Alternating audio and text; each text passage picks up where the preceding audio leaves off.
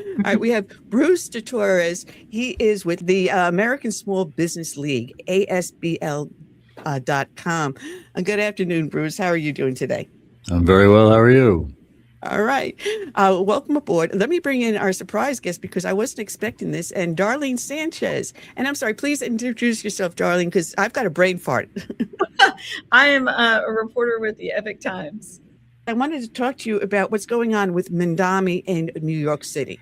Now, as I don't know if Kim told you or Victoria told you, Darlene, but I'm retired from New York City Police Department. So New York City has a special place in my heart. And I retired under Giuliani. And that's when we cleaned up the city, had businesses coming back like anything.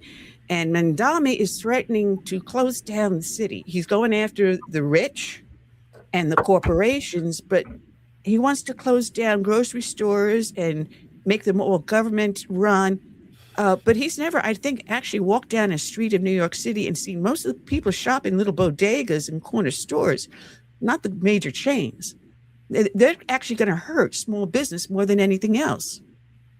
Yeah, I mean, I don't see how it could do anything but hurt them. I mean, when you have the government basically putting, basically being the competitor for private businesses and government, they don't have the same type of expenses. They don't have to rent their building. They don't have to, do a lot of things, like their electricity, their water bill. If they start paying for all that, quote the government, which of course we know it's really not the government, it's the taxpayers.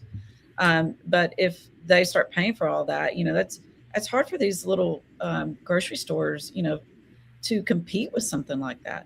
So I don't see how it could do anything but put them out of business or put them in such a strained situation that perhaps they don't want to do it anymore and they just move. They go somewhere else.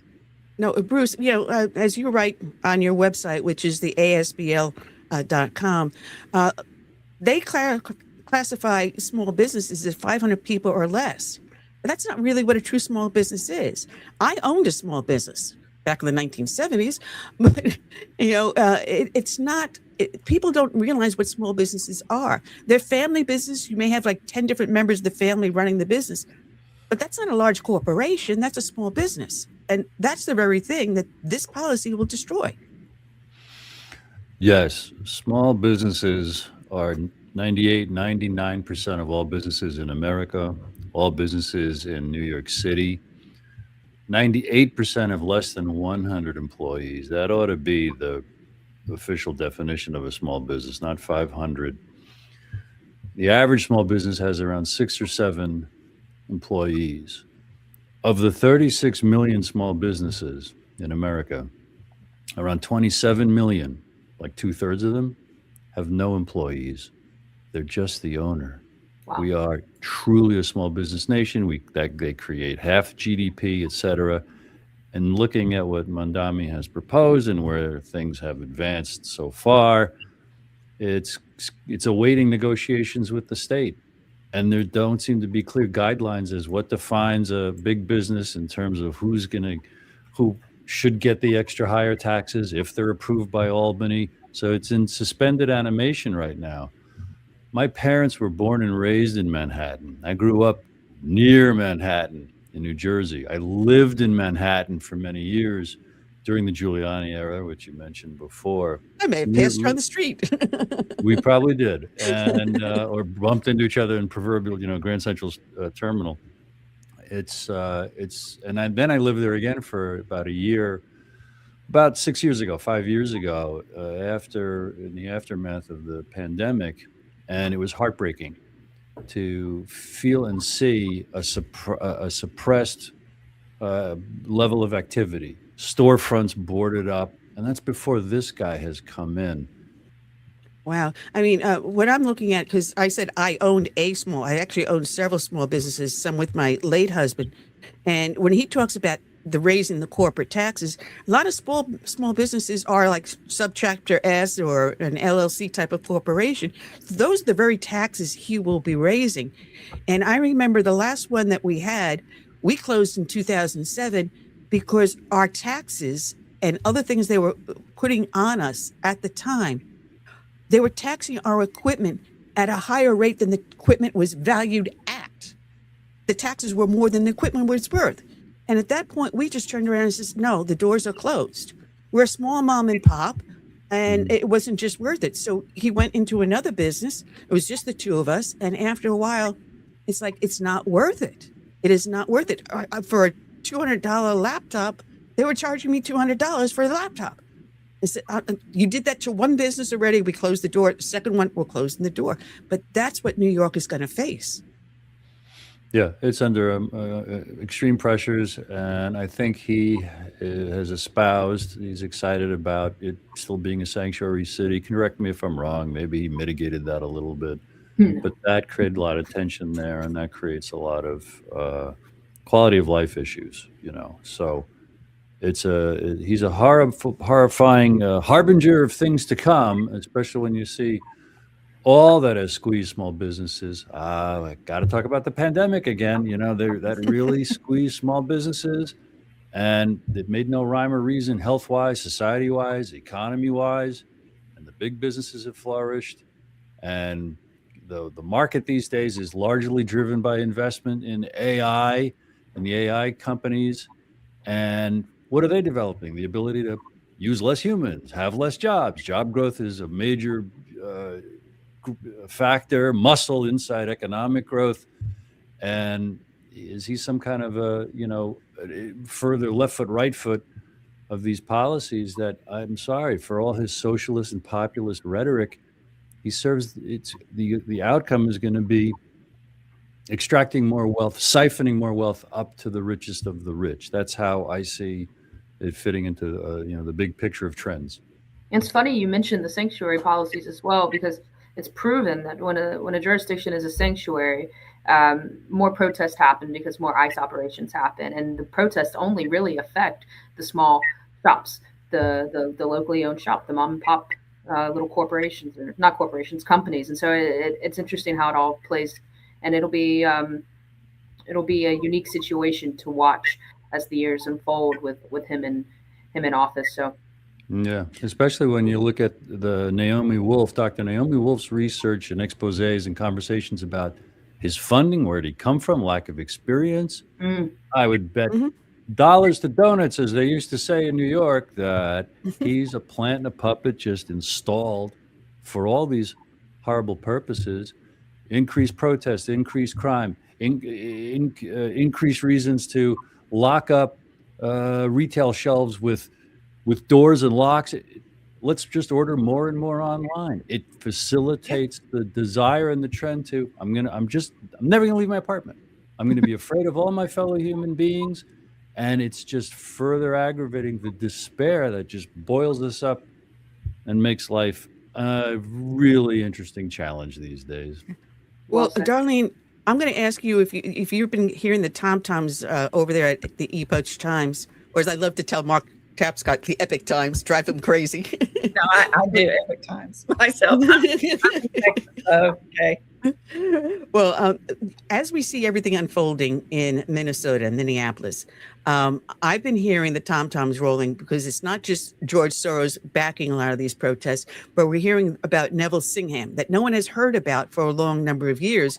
He's worked in the background, and now I'm hearing that they are now refocusing their stuff from Minneapolis. Now next stop is going to be New York City. Are you hearing the same thing I'm hearing? I think that they're hitting all the cities that they can. Honestly, that's what I think. I think it's just so widespread right now. You know, if you look at the No Kings protests, that was all over the country. You know, red states are not immune from this. You know, I'm here in the Dallas area. We had a huge protest, and I actually covered it for the Epoch Times, and a lot of it was about immigration, transgender rights. A lot of the boxes that the far left checks, basically, that they're in favor of. And there were communist groups, socialist/communist groups that were helping sponsor it, or had a pretty significant presence at these protests. So when you talk about the people that are funding it, and what it is that they're trying to do. I mean, there's people out there that feel that they are, purposely, of course, whenever you have that kind of chaos, that can do one of two things. It can make people say, oh my gosh, I've got to do something about this the next election because I'm tired of this chaos. I'm tired of all this. So I'm just going to vote for whoever I think can get rid of that chaos, So if they feel like that the chaos, is caused by one particular party, let's say that the Democrats come out and say, look, this is all because of the Republicans. They want to, take our neighbors and kick them out of the country, even though they're, of course, they're there illegally. Then, that might convince some people to vote that way. So I think it's a mechanism to probably, at least, because the mainstream media covers it from the perspective of, the protesters, almost 100%. So, whenever you've got that fed to you on a daily basis, I think that does swing some opinions. Not everybody. I think there's a lot of smart voters out there that understand what's happening here. But on the other hand, you've got a lot of new young voters, naive voters even, that's their daily diet, right? And so, whenever it comes time to vote, I think that could definitely influence their vote. Well, Bruce, excuse me, I'm recovering from bronchitis, so I apologize. But how do we protect small businesses and get the message across that this new Marxism that's being preached here in the United States is not good for business, especially small businesses, because they're going to be the first ones that are going to be shuttered. I mean, government will want you to feed at their trough, and you and I, even though we may be prosperous as small business owners, are going to be shuttered and being shoved into the same trough everyone else is. I'm really hearing two questions. The first of which is, how do we help small businesses? And our message is the fact that the federal contracts that are supposed to be going to small businesses, and every year they tell us we met the 23% goal. How about a loan? The SBA is in charge of making sure this contract requirement is met. And every year they tell us we met it, and it's not true. The vast majority of small business contracts go to big businesses. They don't create any new jobs that are already big. If small businesses got the contracts they were supposed to, they would hire about 2 million new workers every year, on top of the million or two that America typically creates. By the way, last year, job growth was way down. We didn't even create 600,000 new jobs last year. So folks can only learn about this at our site, ASBL.com. A Google search will repeat the official story lie that, small businesses get the contracts that they're supposed to. It was designed to be an economic stimulus by the 1953 Small Business Act that created the SBA and this contracting requirement. Back then it said a fair portion of federal contracts, now it's 23%. When enough Americans cause one brave congressperson or senator to look into this, expose it, clean house, and pass a law or add an addendum to a law, let's make sure only small businesses get the small business contracts, we would have a debt-free, tax-free, deficit-neutral economic expansion of epoch proportions. Small joke. As to the harm of the socialistic policies, they speak for themselves to anyone who has looked at the trail of wreckage for the last 150 years, of these kind of policies. Well, I'm going to throw this to you first, Bruce, and I'm going to let Darlene jump in. But supposedly underneath the Trump administration, take-home pay has gone up 1.42%, retail sales by 3.3%, GDP increased by 4.4% over 2 years ago. Is this what you're seeing with small businesses, or is this just in one narrow market? I see those same numbers. I take them at face value, but compared to the problem I described, it's like being on the sinking Titanic. But we just aligned the deck chairs. They look really nice and orderly. That's it. Right. But one of the things that you talk about on your website, Bruce, is the House hearing for the Empowering Rural America. And what I'm seeing, and Darlene, you can jump in on this also, how they're trying to tie that into the growth of AI. And I know here, I live in South Carolina, they're doing a huge push to bring a lot of these data centers in down here and talking about how to power the AI. That is a huge, huge movement in this nation. And I don't see how green energy is going to help that business to expand. What about you, Bruce? What I've heard is no, the power, the electricity that's going to be required to fulfill any percentage of these AI fantasies would be hard to do, with traditional energy sources. Forget the sustainable or the green or the alternative, and even that is, so the skepticism around that is, to me, getting alarming. Economists that I respect or that seem credible are describing it as a modern day version of the .com bubble that will sooner than later blow and burst. It's an investing frenzy. So it could be just a lot of hype just to keep the money go round that is the market, functioning and thriving and expanding portfolios. And how that impacts savings and retirements, that's great. Sure, it's in those mutual funds and the 401ks, et cetera. That's on paper. But we've seen just as recently as 2007, 2008, what goes up does and can come down. And the AI is just, we're gonna be debating the strengths and weaknesses and the threats of it every day for the rest of our lives, maybe with increasing intensity. Just last night, I was with a group of people who I believe are rather informed, and a number of them were voting and mentally saying, there's every probability it could reach that Terminator scenario where AI deems humanity as its only threat, and it'll do what what any threatened entity will do. Now, slow down, Bruce. I'm slowing down now. The amount of energy. The amount of energy needed for these plants too, is these AI facilities, is insane. I live right outside of DC, and they're popping up everywhere in Maryland. And one of them actually impacted my entire neighborhood's energy bill. Our energy skyrocketed, and other neighborhoods saw that, and they saw that they were going to have one of these placed near them, and they advocated for themselves, and they're moving it somewhere else. So I feel bad wherever it's going, but at least another one's not going to be near me and near my neighbors. But I mean, the amount of energy they take, you're right, Bruce, it's astronomical. We can't keep up with it.